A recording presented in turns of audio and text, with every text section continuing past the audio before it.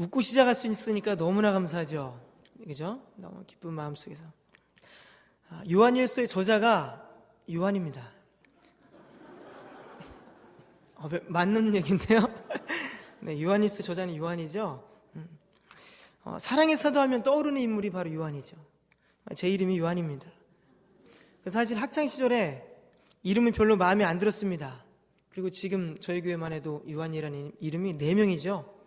그리고 전에 얼마 전에 이사간 요한이라는 이름을 합하면 5명입니다.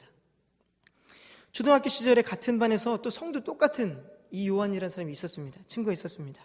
그래서 요한 A, 네. 요한 B, 네. 그렇게 했던 적이 있었죠. 그래도 한글에 이 소설이나 이 책을 읽다 보면 또 얼마나 많이 나오는지 몰라요. 요한이라는 이름이 뭐죠? 중요한 계속해서 중요한 참 많이 나옵니다. 그 이름이 제 이름은 아니지만 그것이 나올 때마다 뜨끔뜨끔은 합니다. 여기서도 내 이름이 있네, 저기서도 내 이름이 있네. 다른 멋진 이름도 많은데 말입니다. 근데 지금 와서 보니까 제 이름이 참 좋다라고 생각됩니다. 사도 요한 하면 사랑이 떠오르고, 사랑을 외쳤던 사도 요한처럼 사랑 많은 요한, 그 목회자가 됐으면 좋겠다라는 생각이 들었습니다. 사랑이 참 많으면 좋겠습니다. 여러분들 한 사람 한 사람 다 뜨겁게 사랑할 수 있는 마음이 있었으면 좋겠습니다. 여러분들도 많은 사람들을 정말 사랑했으면 좋겠습니다. 인생의 끝자락을 향해 갈 때 더 많은 사람들이 여러분들의 사랑의 대상이 되었으면 좋겠습니다. 인생의 마지막 순간에 단 한 사람도 미워하지 않고 어떤 단 한 사람의 얼굴도 미워하는 대상에서 떠오르거나 그 사람 때문에 후회하는 일이 없는 그런 마지막 인생을 보낸다면 하나님께서 참 기뻐하실 줄 믿습니다. 또 주님은 얼마나 기뻐하실까요? 그런 은혜가 여러분들과 저의 삶 가운데 있기를 주님의 이름으로 축원합니다. 근데 모두를 사랑하기를 외치지만 쉽습니까? 어렵습니까? 쉬워요? 쉽다고 하시는 분 정말 대단하신 분들입니다. 성자의 반열에 오르신 분들이죠. 그러나 또 사랑하지 말아야 될 것을 사랑하지 않는 것도 어렵죠. 어렵습니다. 오늘 말씀에 사랑의 사도 요한은 사랑하지 말아야 할 것에 대해서 말씀하고 있죠. 15절 말씀 보면 이 세상이나 세상에 있는 것들, 바로 이것들을 사랑하지 말라 오늘 말씀하고 있습니다. 사도 요한은 빛과 어두움, 아니면 사망과 생명, 이렇게 이원론적인 표현같이 세상은 하나님의 나라와 반대되는 개념으로 자주 사용하곤 합니다. 세상은 때로는 성도들이 죽음 이전에 힘겹게 싸워야 할 그런 세력으로 말씀하고도 있습니다. 예를 들면 요한복음 18장 36절 말씀 보면 예수님께서 대답하시되 내 나라는 이 세상에 속한 것이 아니니라. 만일 내 나라가 이 세상에 속한 것이었더라면 내 종들이 싸워 나로 유대인들에게 넘겨지지 않게 하였으리라. 이제 내 나라는 여기에 속한 것이 아니니라 라고 말씀합니다. 또 요한일서 5장 4절 말씀 보면 무릇 하나님께로부터 난 자마다 세상을 이기느니라. 세상을 이기는 승리는 이것이니 우리의 믿음이니라 라고 말씀하고 있습니다. 세상은 하나님의 사람들을 미워하죠. 세상은 하나님의 나라의 백성들이 싸워 이겨야 할 대상입니다. 그러므로 세상은 그리스도인들이 사랑하거나 미련을 두어서는 안 될 대상이죠. 오늘 말씀을 통해서 왜 세상을 사랑하지 말아야 되는지, 또 어떻게 세상을 이겨내야 할 것인지에 대한 답을 찾고 승리하시는 여러분들과 제가 되시기를 주님의 이름으로 축원합니다. 왜 세상을 사랑하지 말아야 될까요? 16절 한번 다시 보면 이는 세상에 있는 모든 것이 아버지께로부터 온 것이 아니라 세상으로부터 온 것이라 이렇게 말씀하죠. 하나님께로부터 온 것이 아니고 세상으로부터 왔기 때문에 우리가 세상을 사랑하지 말아야 된다라고 말씀하는 거죠. 세상은 두 가지로 나눠볼 수가 있죠. 첫째는 하나님께서 창조하신 이 아름다운 피조 세계를 말씀할 수 있을 것입니다. 또 둘째는 공중권세 잡은 자가 다스리는 세상이죠. 에베소서 2장 2절 말씀 보면 공중의 권세 잡은 자를 따랐으니 곧 지금 불순종의 아들들 가운데서 역사하는 영이라. 불순종의 아들들 가운데서 역사하는 영, 바로 사단을 말하고 있죠.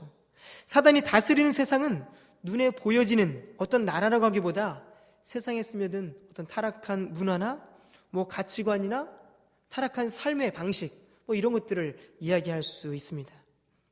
본문에서 말씀하는 세상은 바로 두 번째 말씀하는 것이죠. 사단의 주도권 아래 움직여지는 이 세속된 그런 세상을 말합니다. 사단이 만드는 세상은 하나님의 말씀에 위배되는 세상이죠.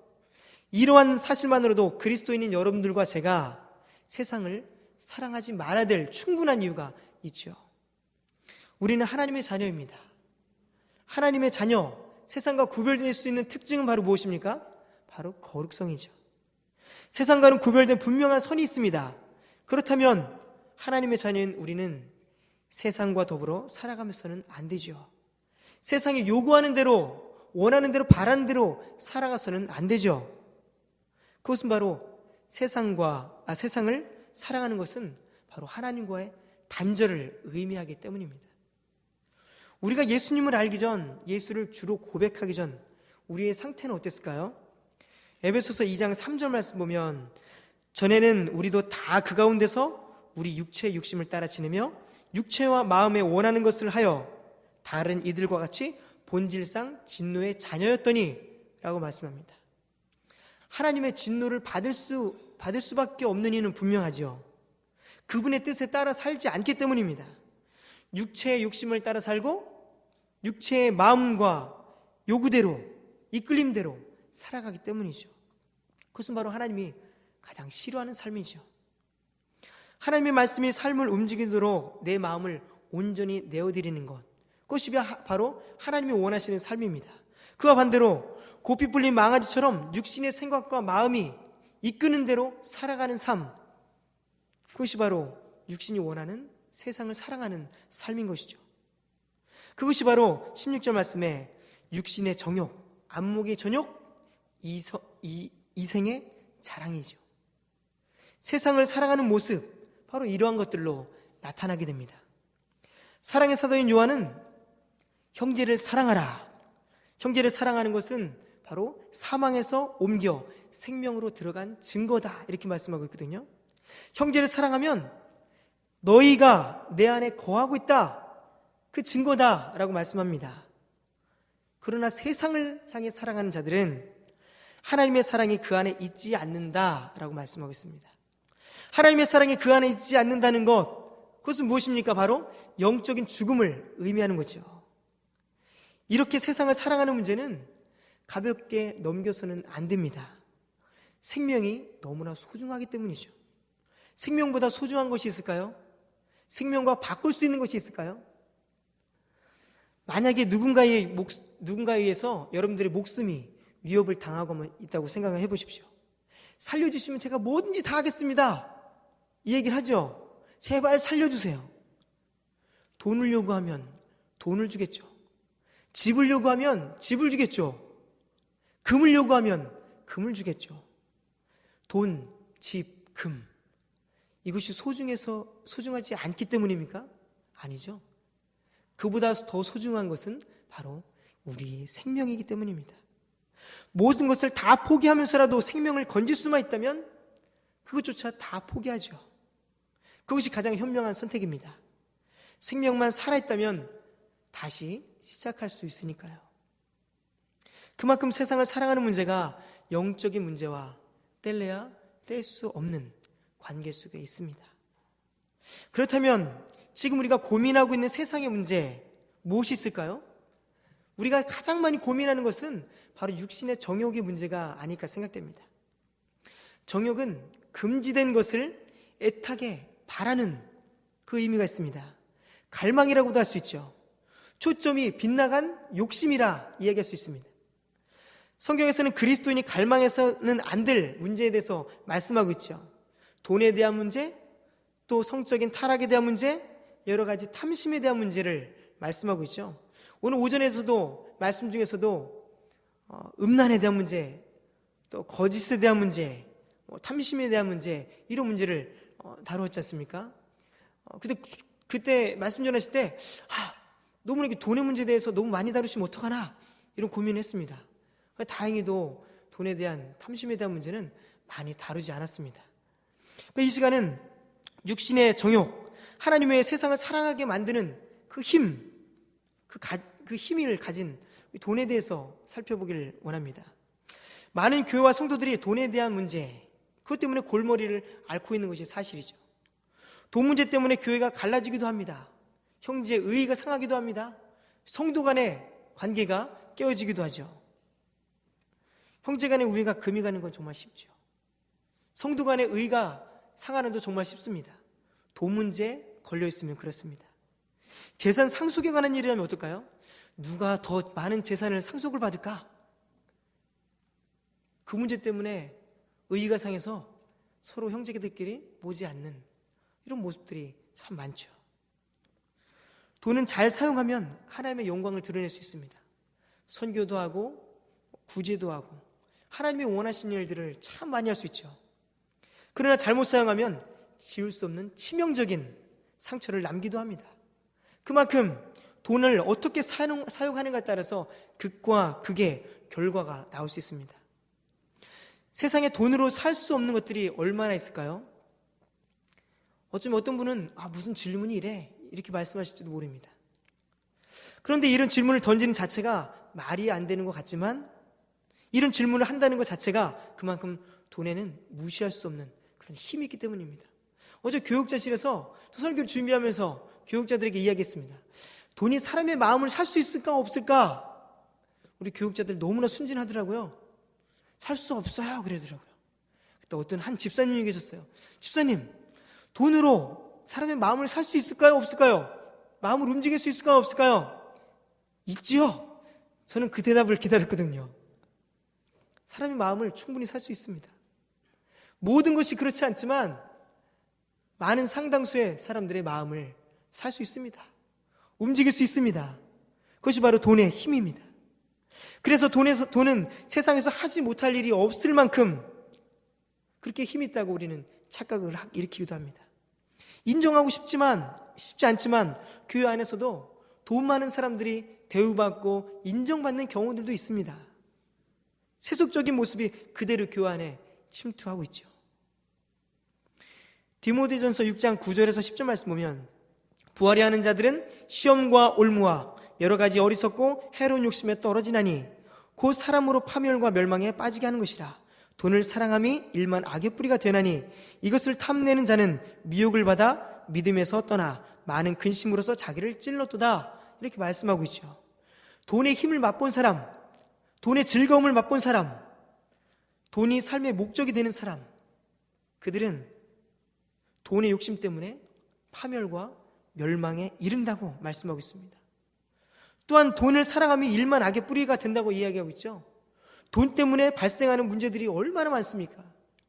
우선 양심에 거리끼는 일을 하게 되죠. 거짓으로 세금을 신고하죠. 또 돈 때문에 도박을 합니다. 강조짓도 하죠. 가족 간에 갈등이 돈 때문에 일어납니다.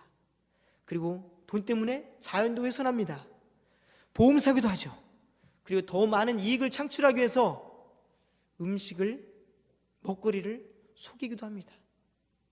이런 문제들을 다 나열한다 한다면 얼마나 많은 문제들을 나열할 수 있을까요? 이러한 일들이 벌어지는 이유는 바로 돈 때문입니다. 돈을 사랑하기 때문입니다. 돈이면 무엇이든지 할 수 있다는 그 배경이 그들 삶 가운데, 그들의 생각 가운데 깔려있기 때문이죠. 정직한 양심보다 돈을 더 많이 사랑하기 때문입니다. 마치 돈이면 내 삶이 지금보다 나아질 것이라는 그 기대감을 갖습니다. 돈이 내 삶을 보장해주고 내 노후도 책임져 줄 거라는 이런 보장을 돈이 해줄 거라 그들은 생각합니다. 며칠 전 교계를 대표하던 분이 사기 미수 혐의로 법정 구속이 되었습니다. 돈 문제 때문이었죠. 교회 규모를 보아서는 돈이 정말 많은 교회입니다. 교회가 많은 재산을 소유했음에도 해결하지 못한 그 돈의 문제 때문에 지금 어려움을 겪고 있죠. 그동안 쌓았던 그 명성, 공든탑이 한순간에 돈 때문에 무너지는 것을 우리는 보고 있습니다. 그뿐 아니죠. 더 나아가서 세상 사람들로 하여금 교회와 교회 지도자들과 또한 성도님들의 그런 청렴한 그런 삶의 불신을 가져다주는 또 계기를 만들었습니다. 사도 바울은 디모데 목사에게 말세에 일어날 일에 대해서 분명하게 말씀했습니다. 사람들이 자기를 사랑하며 돈을 사랑하며 교만하며 비방하며 부모를 거역하며 감사하지 아니하며 거룩하지 아니하며, 이런 거룩하지 않는 모습들이 말세에 일어난다 말씀합니다. 돈에 대해 누구도 자유로울 수 있는 사람은 없다고 생각합니다. 수많은 사람들이 존경하고 믿었던 그 사람조차 돈 때문에 무너졌습니다. 그 모습을 보면 나도 그렇게 되진 않을까라는 생각을 해봅니다. 초심은 그렇죠. 난 결코 그렇지 않을 거야. 그분들은 그렇지 않았을까요? 탐심에 대해서 지금 저와 같은 고백을 하지 않았을까요? 여러분들은 돈에 대해서 자유하십니까? 돈이 없으면 안 돼. 없으면 사람들이 날 무시해. 그러나 있으면 대접받지. 그래서 돈은 많아야 돼. 혹시 이런 생각은 안 하십니까? 우리 자녀만은 가난을 물려줄 수 없어. 내가 못 먹어도 우리 자녀에게 집 한 채는 물려줘야지. 어느 정도 돈은 물려줘야지. 이런 생각을 하는 이유는 바로 돈이 내 인생을, 내 자녀의 인생을 책임져 줄지도 모르는 그런 기대 때문입니다. 정말 그렇습니까? 돈이 있으면 기대만큼의 삶을 누리며 살 수 있습니까? 돈에 대한 즐거움이 지속되던가요? 돈이 없어 많은 것들을 누리지 못하는 삶일지라도 그리스도인은 돈이 아니어도 참된 기쁨을 누릴 수가 있습니다. 바로 하나님을 만나는 그 기쁨이 여러분들과 저에게 있기 때문입니다. 하나님을 만날 때 누리는 기쁨은 돈으로 누리는 그 일시적인 기쁨이 아니죠. 그 기쁨은 지워지지 않는, 사라지지 않는 기쁨입니다. 그 기쁨만 생각해도 마음이 벅차오르는 그런 기쁨이죠. 영원한 기쁨입니다. 돈은 이 땅에서 살아가는 동안만큼 보장해 줄지 모릅니다. 그러나 하나님은 이 땅에서의 삶뿐만 아니라 영원토록 여러분과 저의 삶을 보장해 주십니다. 요즘 보험의 보장 나이가 몇 세입니까? 잘 아시죠? 보장의 나이가 몇 세입니까? 네? 100세이죠. 보험을 많이 들어놓아도 보장은 100세입니다. 변함이 없습니다. 그것도 썩어질 육신에 대한 보장이죠. 영혼에 대한 보장은 오직 우리 하나님밖에 없습니다. 히브리서 13장 5절 말씀 보십시오. 돈을 사랑하지 말고 있는 바를 족한 줄로 알라. 그가 친히 말씀하시기를 내가 결코 너희를 버리지 아니하고 너희를 떠나지 아니하리라 하셨으니, 이렇게 말씀하고 있죠. 돈이 너희를 책임주는 게 아니야. 그러니 돈을 의지하지 마. 있는 것으로 감사해. 그리고 돈을 사랑하지 마. 왜냐하면 너의 인생을 책임져 줄 내가 있으니까. 결코 너를 떠나지 않는 나를 믿어. 내가 너를 끝까지 책임져 줄 거야. 주님께서 그렇게 말씀하십니다. 영원토록 함께 하시겠다는 그 하나님을 사랑하시기 바랍니다. 순간에 나를 지탱해 줄 것이라는 믿음, 그 착각 속에 있게 만드는 돈을 사랑하지 말기 바랍니다. 그런 은혜가 여러분들과 저의 삶 가운데 있기를 주님의 이름으로 축원합니다. 세상을 사랑하는 표현 무엇이 있을까요? 이생의 자랑, 이생의 자랑했죠. 그것은 세상을 내가 사랑한다, 이 표현임이죠. 이생의 자랑은 지금 내가 살고 있는 세상에서 소유한 것, 그것을 말합니다. 소유에 대한 자랑은 내가 많은 것을 가지고 있고 또 여러 가지 일에서 다른 사람이 소유하고 있는 것보다 더 낫다고 여길 때 사람들은 그것에 대해서 자랑하죠. 자랑은 내가 드러내고 싶은 것에 대한 가치, 그 무엇보다 높게 생각하고 있게 될 때 우리는 자랑하게 됩니다. 자랑이 문제되는 이유가 무엇입니까? 바로 자랑의 대상이 잘못되어 있기 때문입니다. 하나님을 자랑해 보십시오. 우리 하나님은 위대하십니다. 우리와 함께 하십니다. 놀라운 분이십니다. 이 세상을 창조하셨습니다. 우리 하나님을 한번 자랑해 보십시오. 하나님께서 얼마나 기뻐하시겠습니까? 우리 교회를 자랑해 보십시오. 우리 교회는 사랑이 정말 많아. 우리 교회는 목사님들이 너무나 다 잘생겼어. 네, 아멘 안 하시죠? 네. 담임 목사님 너무나 성품이 좋아. 네. 엎드려 절밖에 안 됩니다. 네. 밥도 최고로 맛있어. 네. 형제 자매를 사랑해주면, 자랑해주면, 높여주면 그것 또한 문제가 되지 않습니다. 누구누구 집사님은 코가 성형수술한 것처럼 너무나 우뚝해. 누구 권사님은 노래도 찬양도 너무 잘해. 어떤 성도님은 축구도 잘하고 재능도 얼마나 많은지 몰라. 다른 사람들을 향한 자랑은 오히려 공동체에 좋은 분위기를 만들죠. 활력소가 됩니다. 그러나 문제가 되는 것은 내 소유의 자랑, 내 외모에 대한 자랑, 결국 사라질 것에 대한 자랑 때문에 문제가 되는 것입니다. 이생의 자랑은 내 자신이 가치를 두고 있는 것에 대한 공허한 교만 때문입니다. 야고보서 4장 16절 말씀 보면 이제도 너희가 허탄한 자랑을 하니 그러한 자랑은 다 악한 것이라. 이생의 자랑을 야고보 사도는 허탄한 자랑이라 이렇게 말씀하고 있죠. 이생의 자랑은 영원한 것에 대한 갈급한 마음이 없습니다. 지금 내가 가지고 있는 소유에 대한 가치를 영원한 것보다 더 높게 여기죠. 자랑은 바로 내가 소유한 물건이나 내 재능이 나의 삶을 보장해 줄 거야, 이런 기대가 있기 때문입니다. 돈을 가졌을 때처럼 나를 보장해 줄 것이라는 그런 믿음이 깔렸기 때문이죠. 이러한 것들이 내 삶에 가득 찬 이상 우리는 하나님이 더 이상 필요 없게 됩니다. 내 소유한 자랑거리가 내 삶을 책임져 줄 것이라는 믿음이 있기 때문에 하나님은 더 이상 필요 없죠. 그러니 문제가 될 수밖에 없습니다. 의지할 대상이 하나님이 아니라 세상 안에 속한 그것이기 때문에 문제가 될 수밖에 없죠. 여러분들이 자랑하고 있는 것은 무엇입니까? 여러분들이 누리고 있는 것 중에서 가장 자랑하고 싶은 것은 여러분들이 무엇입니까? 하나님을 자랑하고 삽니까? 교회를 자랑하며 사십니까? 우리 형제 자매를 자랑하면서 사십니까? 하나님을 자랑하고 교회를 자랑하고 형제를 자랑하면 더 자랑하고 싶은, 그보다 더 자랑하고 싶은 것이 있다면 한번 생각해 보십시오. 내가 지금 그것보다 더, 하나님보다 더 자랑하고 있는 것이, 마음속에 꿈틀거리고 있는 것이 무엇인지 한번 생각해 보시기 바랍니다. 예수님께서 광야에서 40일간의 금식하셨습니다. 그 후에 사단이 예수님께 나오죠. 그리고 이런 이야기를 하죠. 만일 내게 엎드려 경배하면 이 모든 것을 내게 주리라, 이런 얘기를 합니다. 천하만국, 이 천하만국을 너에게 주겠다. 그것은 자랑거리가 될 수가 있죠. 세상에 자랑거리가 될 수 있습니다. 사람들이 우러러보면서 와, 정말 놀랄 수밖에 없는 자랑거리가 될 수가 있습니다. 그러나 예수님은 그것에 절대 가치를 두지 않으셨습니다. 그러나 사단은 그것이 마치 최고의 가치를 둔 것처럼 속이죠.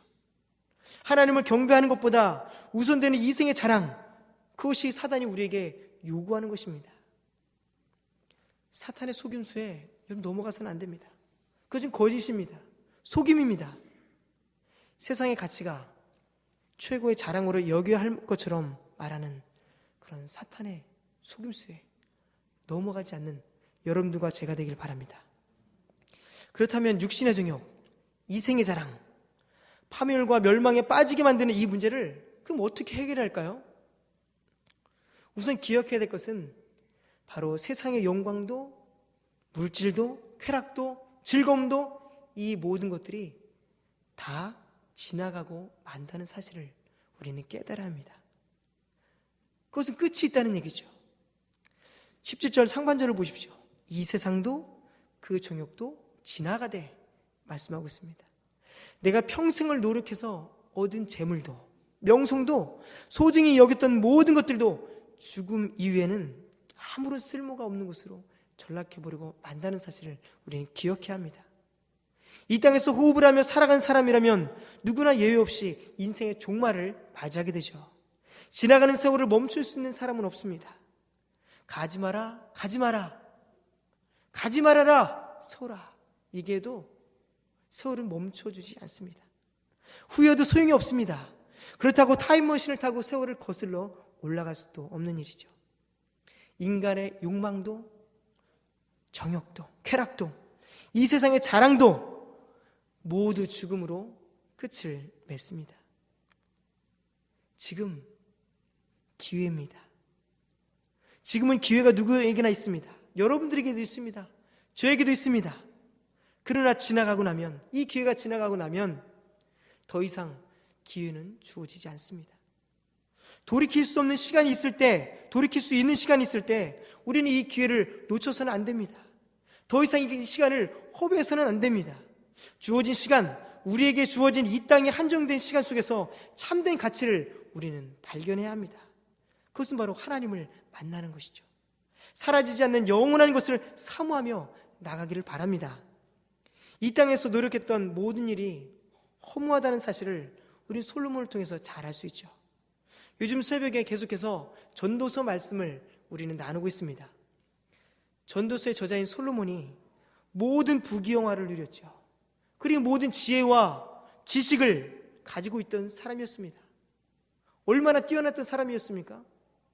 그러나 그는 인생의 말년에 이렇게 이야기하죠. 전도자가 이르되 헛되고 헛되며 헛되니 모든 것이 헛되도다.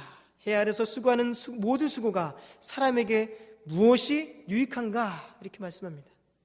그리고 또 이야기합니다. 내가 해 아래서 행하는 모든 일을 보았노라. 보라, 모두 다 헛되어 바람을 잡으려는 것이로다 라고 말씀합니다. 헛되고 바람을 잡으려는 것, 바로 이 땅의 삶이라 이야기하고 있습니다.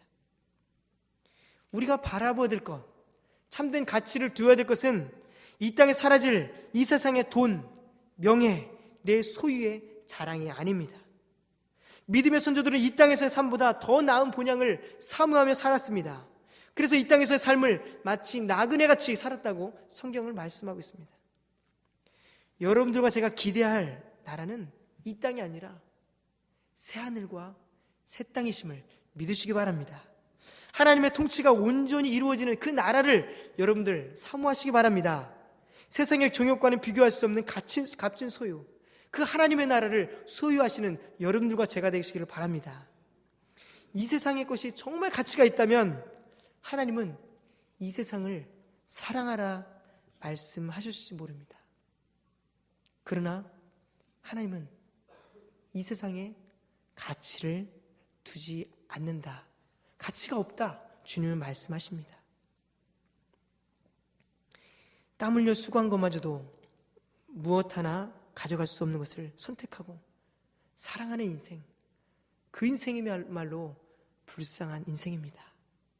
가장 어리석은 선택을 하고 있는 인생입니다. 손에 움켜잡고 있는 것을 놓지 못하고 죽음을 맞이하는 인생이 가장 불쌍한 인생입니다. 세상에서 성공과 부를 누렸어도 하나님께서 보실 때는 가장 실패한 인생입니다. 아직도 세상에 대한 미련이 여러분들에게 남아있습니까? 아직도 세상에 대한 소망을 두시겠습니까? 참된 가치를 발견하십시오. 그리고 그 모든 것을 다 내려놓으십시오. 그리고 하나님 나라에 소망을 두고 하나님을 간절히 찾고 사랑하시기 바랍니다.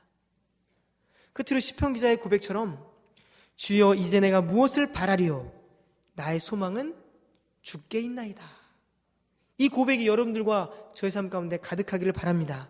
이 땅에 살아 숨쉬는 동안 여러분들과 저희가 기회가 있을 때 그 기회를 놓치지 마십시오. 그리고 하나님의 사랑을 끝까지 붙드십시오. 그런 성도님들에게 하나님의 귀한 복이 가득 넘치실 줄 믿습니다. 그런 은혜가 여러분들과 저의 삶 가운데 가득하시기를 주님의 이름으로 축원합니다.